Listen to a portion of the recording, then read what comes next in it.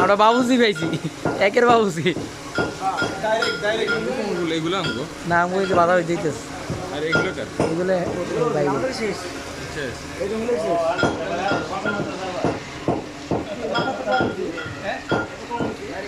মেদি দোকান দিছিস কবে?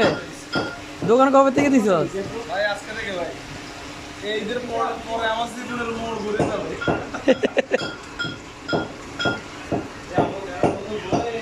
চারটা মাছ আনলিমিটেড বাদ ভাই কত টাকা?